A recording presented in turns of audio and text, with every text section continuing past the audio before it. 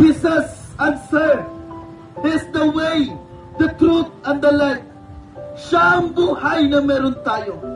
Siguro narinig na po ninyo na merong kasabihan na nagsasabing, life is too short.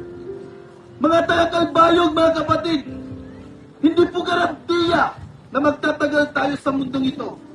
Lahat ng bagay mawawala. Lahat ng kagalingan may expiration. But ang sabi po ni Lord, siya ang buhay. Siya ang buhay na nagmamay-ari. Siya yung nagmamay-ari ng buhay natin. At darating ang araw, sabi ng ating kasamahan, maring ngayong gabi, maring bukas na darating, sa mga susunod na linggo, mga taga-Kalbayog, ay kukunin na ng Diyos ang buhay natin. But sabi po niya, siya ang buhay.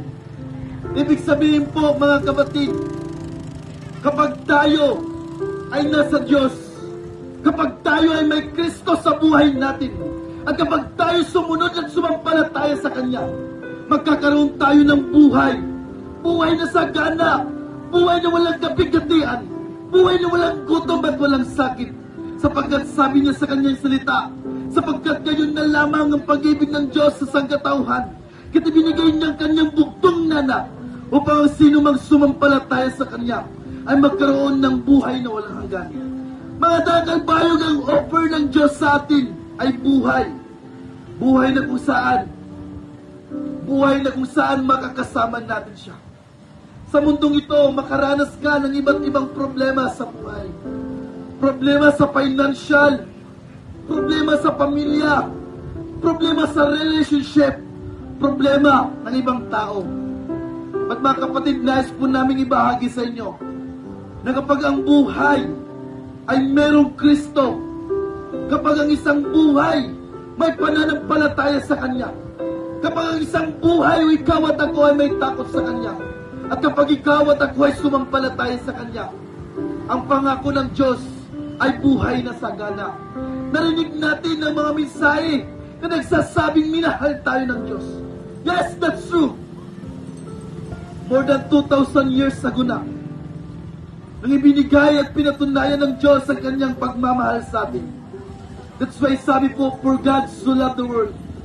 Mga taga-Kalbayog, mahal na mahal po kayo ng Panginoon.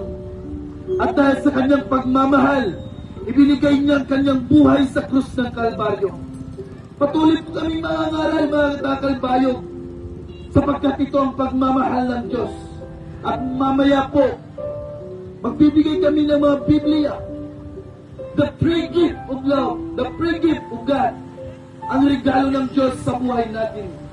Sapagkat bawat isa sa atin ay kailangan magkaroon ng salita ng Diyos. Bawat isa sa atin ay kailangan makarinig ng salita ng Diyos. Sapagkat sabi niya sa Kanyang salita, sapagkat hindi lamang sa tinapay nabubuhay ang tao, kundi sa bawat salitang nagmumula sa bibig ng Diyos. Mga kapatid, whether we like it or not, aminin mo man sa iyong sarili o hindi, kailangan mo si Kristo para ikaw ay maligtas. Because apart from Him, we can do nothing. Mga taga-Kalbayog, once again, mahal na mahal po kayo ng Panginoon. At patuloy kaming mga ngaral at magbabahagi sa inyo that Jesus loves you so much. Mapagpalang gabi. God bless po, mga taga-Kalbayog.